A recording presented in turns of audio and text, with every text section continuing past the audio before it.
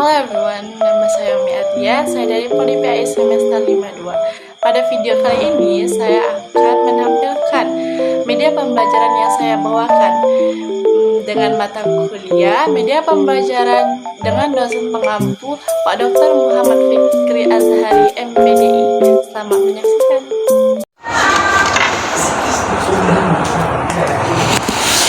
Bismillahirrahmanirrahim. Rabbi shrah li sadri wa yassir li amri wahlul 'uqdatam min lisani yafqahu qawli. Assalamualaikum warahmatullahi wabarakatuh. Waalaikumsalam warahmatullahi wabarakatuh. Selamat siang anak-anak ibu semua. Siang, Bu. Sudah makan siang apa belum nih semuanya? Sudah, Bu. Oke, berarti kalau sudah selesai makan semuanya, berarti siap, semangat semuanya untuk belajar sejarah pada siang hari ini. Siap. Karena udah siap semua untuk mengikuti pelajaran, ibu minta ketua kelas siapkan kelasnya. Setelah itu akan ibu absen. Ketua kelas tolong siapkan kelasnya lalu berdoa.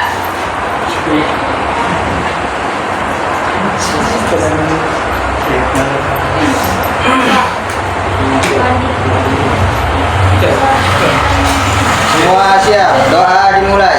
Bismillahirrahmanirrahim. Rabbi zidni rahma wa bil islami dina wa bi Muhammadin nabiyyan wa rasulan. Rabbi zidna ilma warzuqna fahma bi rahmatika ya arhamar rahimin. Selanjutnya ibu ambil absennya ya. Abdul Robi, Hadir, Bu. Al-Amri, Hadir, Bu. Duneri, Yuli Amira, Sri Oktariani. Baik, sudah hadir semuanya. Nah, sebelumnya kita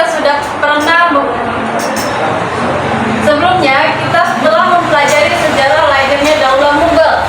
Sekarang ibu mau kalian mengetahui apa saja kemajuan yang ada pada masa Daulah Mughal. Ibu mau dengan kalian mempelajari ini, kalian tahu apa saja sejarah peninggalan yang ada di pada masa kerajaan Daulah Mughal ini. Sebelum kita masuki pada pemahamannya, ibu mau kalian simak baik-baik videonya, karena ibu akan memberikan pertanyaan di akhir sebelum ibu tutup. Jadi ibu minta kalian simak videonya ya. Masa keemasannya, Kaisar Mughal ketiga, Akbar Khan putra Humayun, adalah salah satu penguasa terbaik dalam sejarah manusia. Dengan wilayah kekuasaan yang luas, Akbar Khan menjalankan pemerintahannya secara militeristis. Selain itu, Akbar juga menerapkan kebijakan politik sulami atau toleransi universal. Artinya semua rakyat hidup dan sama. Mereka tidak dibedakan oleh perbedaan etnis dan agama. Umat Hindu bisa mendapatkan posisi senior di pemerintahan dan militer. Ia juga menerapkan reformasi yang mengarah pada kemakmuran ekonomi dan stabilitas kekaisaran Mughal, menjunjung tinggi hak asasi manusia, dan meningkatkan sistem pendidikan. Dalam bidang ekonomi, Mughal telah mengekspor produk tekstil dan surat ke Eropa, Arab, Asia Tenggara dan sekitarnya. Kain katun berkualitas tinggi dari India jauh lebih nyaman dikenakan daripada wol atau linen. Kerajaan ini juga merupakan produsen rempah-rempah, gula, garam, wol, parfum, dan aneka produk lainnya. Pemerintah membangun lembaga khusus untuk mengelola pertanian. Dibentuk pula komunitas-komunitas pertanian yang dipimpin oleh seorang mukadam. Melalui mukadam hilang, pemerintah dapat berhubungan dengan petani. Kala itu, Mughal menjadi pemimpin dunia di bidang manufaktur pada akhir abad ke-17, menghasilkan 25% dari output industri dunia.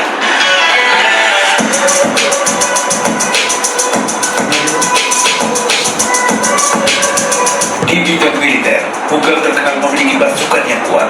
terdiri dari pasukan gajah, berkuda, dan meriam. Wilayahnya dibagi menjadi distrik-distrik, dan setiap distrik dipimpin oleh Sipah Salam. Sementara subdistrik dipimpin oleh Fauja. Melalui sistem inilah, pasukan Mughal berhasil menaklukkan daerah-daerah di sekitarnya. Di bidang pendidikan dan pengetahuan, Mughal juga mencapai prestasi yang gemilang. Bangunan seperti madrasah, masjid, dan perpustakaan tersebar di wilayah kekuasaan Mughal. Pada tahun 1641 Masehi, perpustakaan di Agra telah memiliki koleksi buku sebanyak 24.000 dan ilmu pengetahuan pun berkembang pesat. Di bidang arsitektur, kerajaan Mughal telah memiliki bangunan yang megah seperti Benteng Merah, Masjid Jami, istana yang megah di Delhi dan Lahore, serta makam-makam yang sangat menakutkan. Kemajuan yang dicapai Akbar Khan. Setelah menyimak video yang kita lihat tadi, pernah dengar nggak nama Jalaluddin Akbar? Belum, Bu. Belum pernah dengar? Belum, Bu. Oke, kalau misalnya belum pernah dengar, coba perhatikan gambar berikut.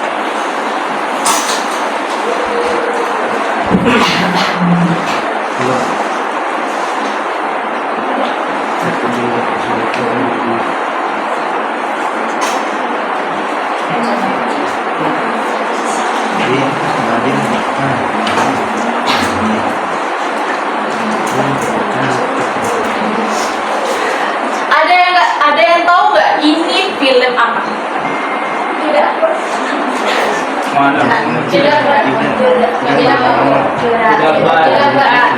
Benar sekali, ini film Yoda Akbar. Ternyata yang selama ini kita tonton, yang selama ini kita tahu film India ini, dia termasuk ke dalam sejarah yang akan kita bahas. Sejarah Daulah Mughal. Disinilah yang sering kita tonton, ada ceritanya. Ada cerita sedikit tentang Yoda Akbar.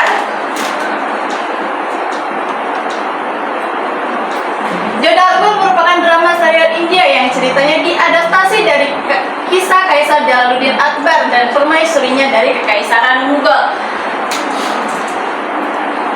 Cerita ini menceritakan tentang Jodabai yang dijodohkan dengan Kaisar Akbar karena alasan politik.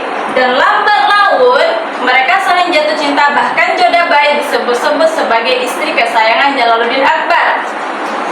Menurut Abul Fazl bin Mubarak, penulis sejarah Kekaisaran Mughal, Maryam Uz-Zamani atau Ratu Joda merupakan permaisuri yang memiliki pangkatnya tinggi seperti kekaisaran. Ia mengurusi perdagangan luar negeri dan berwenang untuk menandatangani dokumen-dokumen resmi seperti kaisar. Masuklah dia ke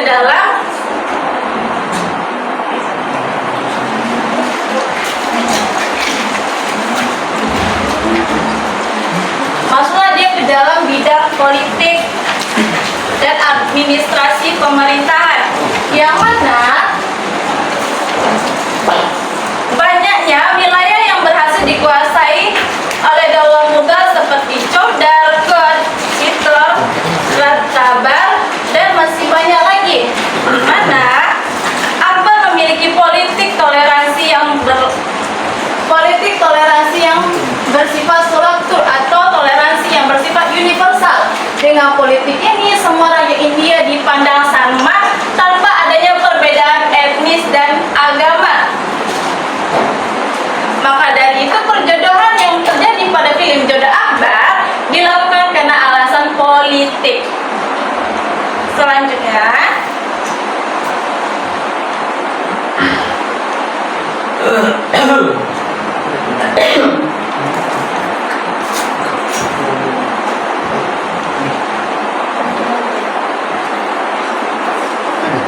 ini daerah Mughal kerajaan di Agra bersebelahan dengan Delhi. Yang kedua yaitu bidang ekonomi, di mana tadi sudah dijelaskan bahwa Ratu Joda juga berperan penting dalam perdagangan ke luar negeri, di mana perdagangan dan pengelolaan industri pertanian mulai berkembang pada masa Akbar Kosensi. Perdagangan diberikan kepada The British East India Company atau EIC, yaitu perusahaan Inggris India Timur, 600 Masehi. Pada saat itu mereka mengekspor katun, busa sutra India, bahan baku sutra, sendawa, nila, dan rempah. Dan juga mereka mengekspor perak jenis logam dalam jumlah yang sangat besar. Bisa dipahami dari dua bidang yang kita jelasin tadi anak-anak semua. Bisa, Bu.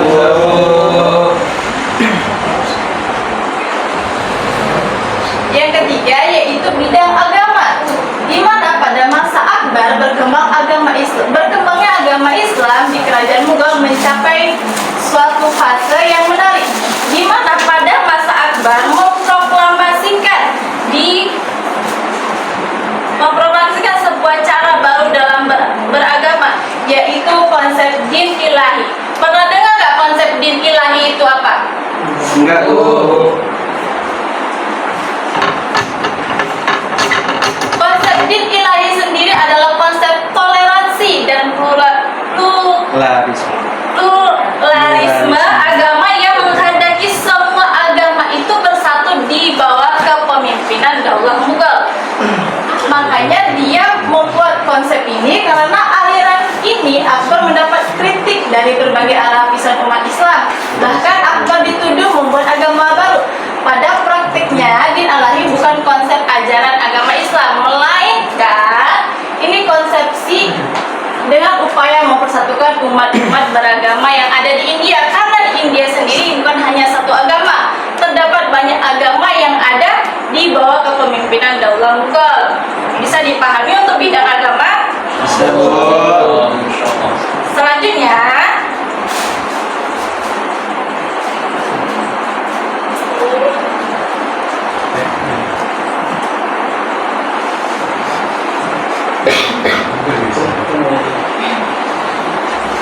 yang keempat ada bidang seni dan budaya, di mana di pada bidang ilmu pengetahuan tidak terlalu menonjol dibandingkan dengan daulah-daulah sebelumnya.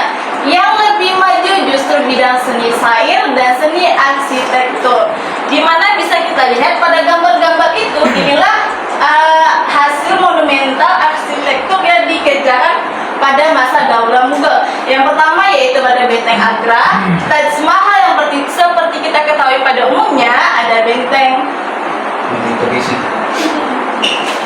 merah, dan ada juga Jama Masjid.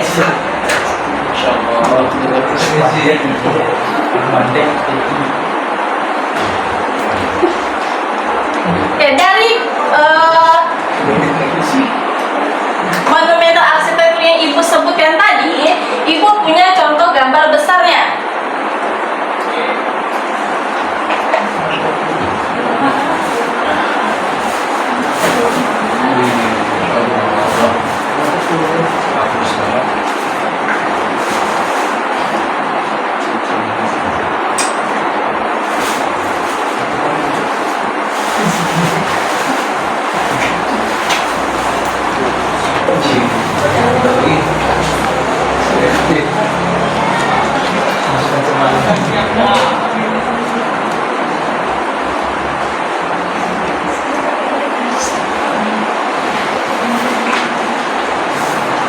Benteng Agra atau Agra Fort.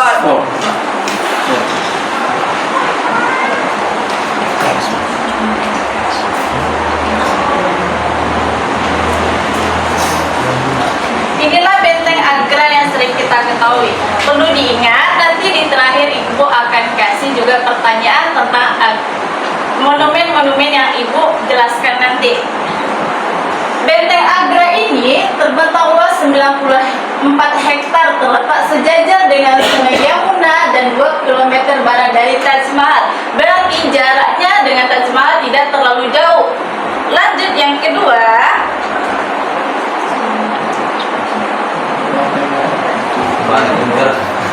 Benteng.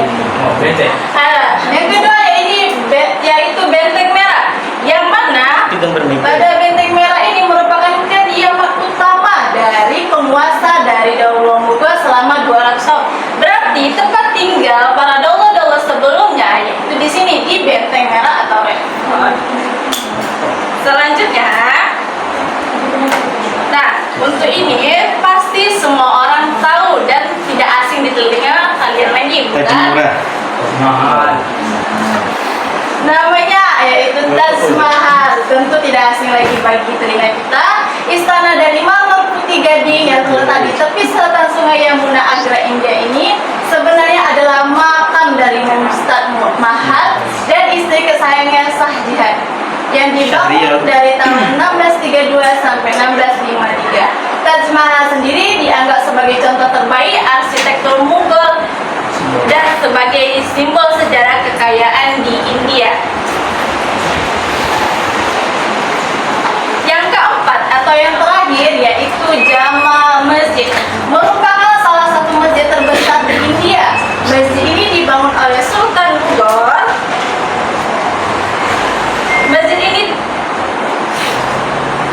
Masjid ini menjadi masjid kerajaan terbesar hingga menampung 25.000 jemaah yang bisa ditampung oleh di masjid ini.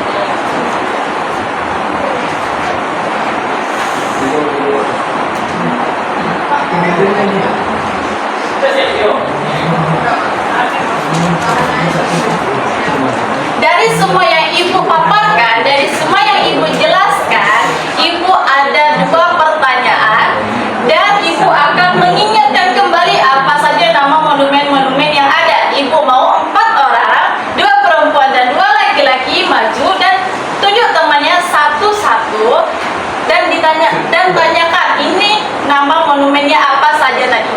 Bisa? Siapa?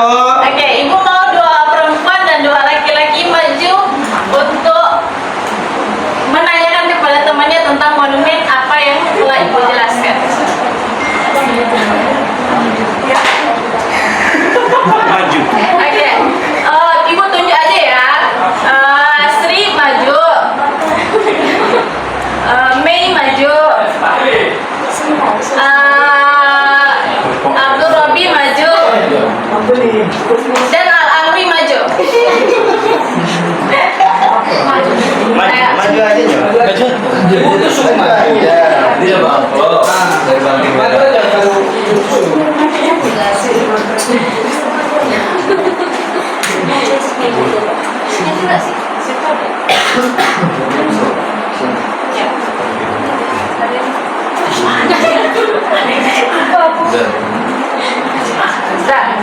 Masing-masing pegang satu.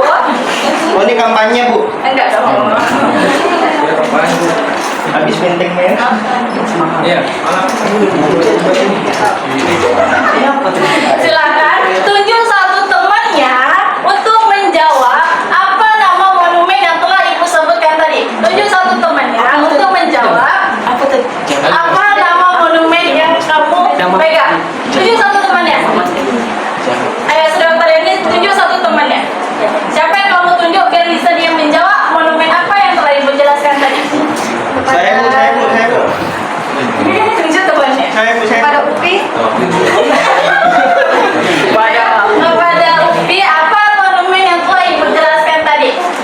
Apa nama monumennya? Ibu tanya cuma nama monumennya aja. Yang mana, Bu?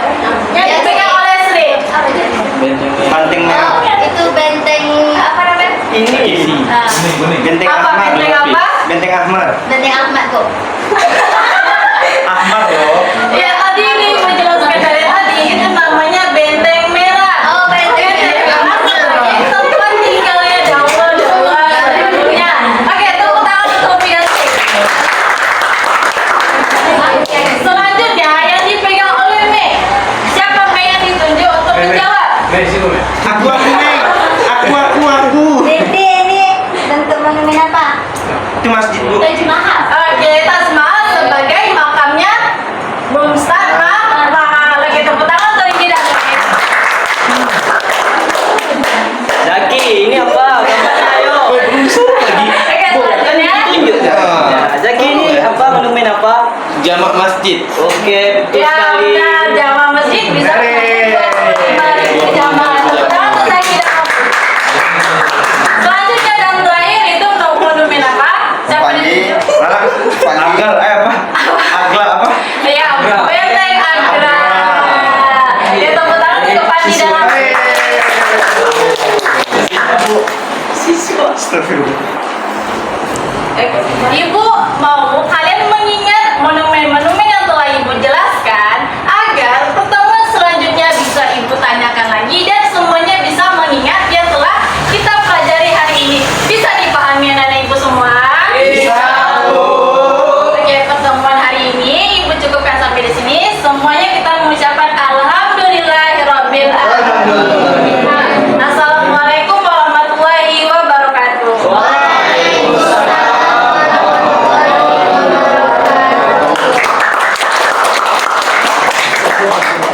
Silakan saudara-saudara Pandi dan setelahnya saudari Yuli ya.